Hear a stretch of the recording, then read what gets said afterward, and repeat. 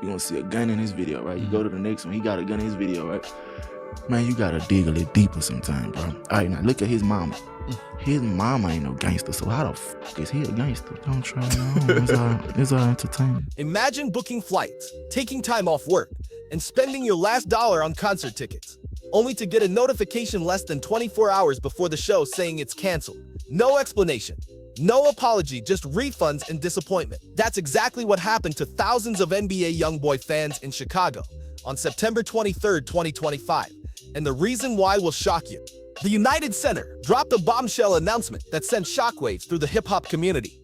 NBA Youngboy's highly anticipated concert, scheduled for September 24th, was abruptly canceled. This wasn't just any show. This was supposed to be Youngboy's first performance in Chicago in 6 years. And fans had been counting down the days. The venue's statement was cold and corporate, offering automatic refunds through Ticketmaster, but giving zero details about why they pulled the plug. Social media exploded instantly. Fans were furious, calling the decision inconsiderate and pointing out that people had traveled from across the country. Business owners who'd been counting on the concert crowd to boost sales were left scrambling. Even Youngboy's manager, Alex Jr., couldn't hide his anger, publicly blasting the United Center and saying they bitched out. Fuck Dirk, I hope his ass die. I hope his ass stay in jail. I'm so fucking broke. Fuck the United Center. Fuck Dirk. How he canceled the show, bro? How he canceled the show? I don't know who the fuck put that in his ear to make him cancel the show in Chicago. How the fuck would you cancel our show? He specifically called out the venue's senior VP of operations, making it clear this wasn't just a business decision in his eyes. Something deeper was happening here, and the streets were talking.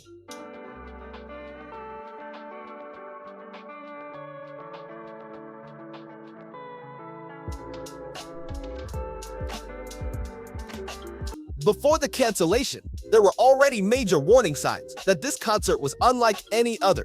The United Center implemented security measures that raised eyebrows across the industry. They announced a strict policy banning all bags from the venue, including clear bags that are typically allowed.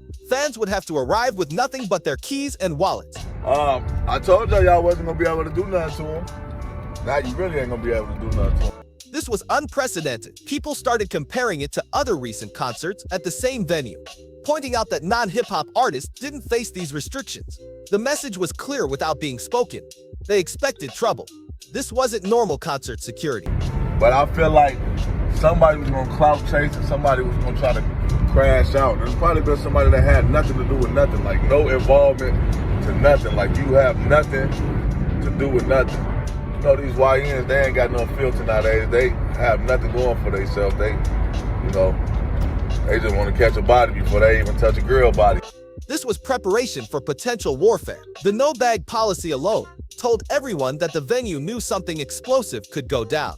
They were trying to prevent weapons from entering, but the real question was why they thought weapons would be a problem in the first place. The reason that the United Center didn't do it is because there was an influx of death threats sent NBA Youngboy's way. Just threats in general, saying what they was gonna do if NBA Youngboy showed up to the United Center. The answer goes back to a tragedy that changed everything. November 6th, 2020. Outside a hookah lounge in Atlanta, a confrontation erupted that would create one of hip-hop's most dangerous feuds. King Von, the rising Chicago rapper signed to Lil Durk's OTF label, got into a physical altercation with Quando Rondo and his crew. Shots rang out. And when the smoke cleared, King Von was gone at just 26 years old. The shooter was Lil Tim, an associate of Quando Rondo, who was later charged but had those charges dropped. Here's what makes this situation even more tragic: the beef between King Von and NBA. Youngboy wasn't even real at first. Hey, this is like Tupac and Biggie beef. How these people looking at this King Von and Lil Tim and Lil Durk and Youngboy situation. It started over petty social media drama and disputes about romantic interests. Von had criticized some of Youngboy's lyrics, and there was back and forth about their exes. The day before his death, King Von actually stated publicly that he had no beef with NBA Youngboy. But Quando Rondo was signed to Youngboy's Never Broke Again label, and that connection would prove deadly. After Von's passing, the grief transformed into rage, and the entire hip-hop world watched as sides were chosen and battle lines were drawn. Lil Durk, King Von's closest friend and mentor, was devastated. The Slide for Von movement started trending online, with trolls and fans constantly pressuring Durk to retaliate. For years, Durk and NBA Youngboy exchanged diss tracks, with tensions escalating to dangerous levels. But in October 2024, everything came crashing down when federal authorities arrested Durk in Florida. The charges were serious: conspiracy to commit murder for hire. Federal prosecutors alleged that Durk and members of his OTF collective orchestrated a hit on Quando Rondo in retaliation for King Von's death. Court documents revealed chilling detail. In August 2022, multiple men flew from Chicago to Los Angeles, and their travel was allegedly paid for using credit cards linked to OTF. These men tracked down Quando Rondo and opened fire at a gas station. Quando survived, but his cousin Lil Pab was killed in the shooting. The indictment claimed these men were offered money and promises of lucrative music opportunities if they successfully eliminated Quando. Durk remains in jail awaiting trial scheduled for January 2026, but his arrest didn't end the beef. If anything, it made the entire situation more volatile and unpredictable. Against this backdrop, NBA Youngboy announced his Massa Tour, his first headlining tour in 5 years. The timing couldn't have been more controversial. Just months earlier, in May 2025, President Donald Trump had granted Youngboy a full pardon on federal gun charges that had him facing nearly 2 years behind bars. The pardon freed him from probation, drug testing, and the $200,000 fine he'd been ordered to pay. Youngboy thanked Trump publicly and seemed ready to turn over a new leaf. But as the tour kicked off, warning signs emerged. At his Kansas City show, 2 people were injured in violent incidents, including a venue employee. The energy at these concerts was described as chaotic, with fights breaking out and security struggling to maintain control. Youngboy wasn't backing down from the controversy either. At his Houston show on September 6th, he openly dissed Lil Durk on stage, reminding everyone that this beef was far from squashed. The crowds were wild, the atmosphere was tense, and show after show, the volatility grew. Chicago was watching and people were making plans. Social media became a battlefield in the days leading up to the scheduled Chicago concert. Local gang members and affiliates started posting cryptic messages about pulling up and bringing the sticks. People still was gonna ride with sticks, switches, brooms, all the shit. They still was gonna, do what they was gonna do. Dumb niggas, definitely. The YNs don't care. They going to up guns and shoot videos in front of the police station like they tough. There was talk about Youngboy potentially tapping in with Chicago's GD gang members, which only added fuel to the fire. Some posts suggested people were ready to crash out regardless of the consequences. Like I said, it's still too early. Like King Von he still died in 2020. I mean, it's been 5 years. But at the end of the day, it's like, you got a lot of people hurt behind it. And you got a lot of pressure that's on a lot of people that are still saying, y'all never did nothing for, nothing ever happened to Rondo. Nothing ever happened to NBA Youngboy. Nothing ever even happened to Lil Tim. And Lil Tim was going to be on, he was going to be in that show, in that concert.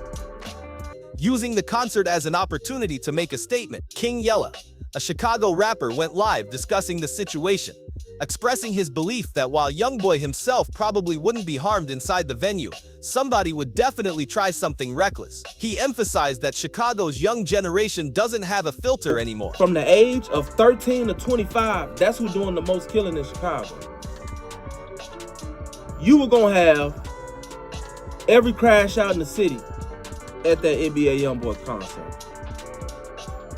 You were gonna have old crash outs, young crash outs, new crash outs, people that just started crashing out yesterday, people that would have probably crashed out for the first time there. With people willing to risk everything for street credibility, security experts and law enforcement were monitoring these threats. Jabari Evans, an assistant professor who studies race and media, explained that with this level of public tension and so many people in one venue, it became a legitimate public safety crisis.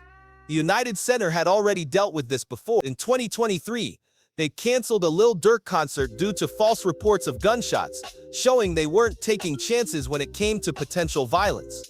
This time, with Lil Durk locked up and NBA Youngboy coming to his city, the stakes felt infinitely higher. The cancellation sparked fierce debate about whether the decision was justified or discriminatory. Critics pointed out that the strict bag policy and eventual cancellation only happened for a hip-hop artist, questioning if this was racial profiling disguised as safety concerns. Other concerts at the United Center, including rock and pop shows, didn't face these restrictions. Fans argued that the venue was punishing the artist and his supporters for beef they didn't create. On the flip side, many people, including some fans, admitted they were relieved. Comments flooded social media saying the venue made the right move. I don't feel like it was NBA Youngboy scared to come. I don't feel like it was NBA Youngboy's team. I feel like it was Chicago. It was the United Center. They were scared to take that chance because at the end of the day, I feel like they measured it, they weighed it. Is this money, because they were stood to make a whole lot of money from this? Was the money going to be worth the repercussions that would come if this turned out bad? Given the reputation of Chicago, it was gonna turn out bad. Some people was gonna die. Some people was gonna die. And that while Youngboy probably wouldn't have been hurt, innocent concert goers could have been caught in crossfire. Youngboy's mother, Shirhonda Golden, broke her silence on Instagram, telling fans that the cancellation wasn't meant to hurt them, but to protect them. Hey y'all, today I'm gonna talk about the Chicago show. I know a lot of people, they upset because Chicago show was canceled. Okay.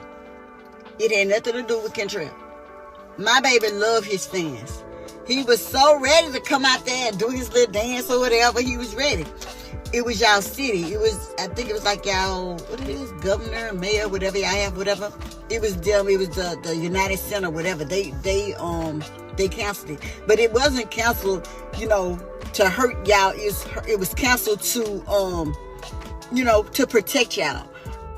Rumors circulated that the United Center had allegedly asked Youngboy to remove his diss track, I Hate Youngboy, from the setlist, but he refused, leading to the cancellation. However, this claim remains unverified. What made the situation even more confusing was that Youngboy's tour continued in other notoriously dangerous cities. He performed in St. Louis, Columbus, and was scheduled for Atlanta, all places with their own violence issues. Y'all need to protect y'all own city like that. Y'all want to protect Youngboy and protect them and stop the violence or whatever y'all was gonna do. Y'all got to stop the violence that y'all got going on amongst each other. You can't. Y'all protect out of town people more than y'all protect y'all own. So why was Chicago the only city where authorities felt compelled to shut it down? The answer likely lies in the specific local connections to the beef and the very real threat of OTF affiliates seeking revenge with Durk behind bars. This cancellation represents something much bigger than one concert getting shut down. It exposes the dangerous intersection of entertainment, street politics, and social media in modern hip-hop. What started as petty drama between rappers escalated into murder, federal charges, and now the censorship of art and expression. The question remains, does canceling concerts actually prevent violence, or does it just move the danger somewhere else? NBA Youngboy's career continues to thrive despite the controversy.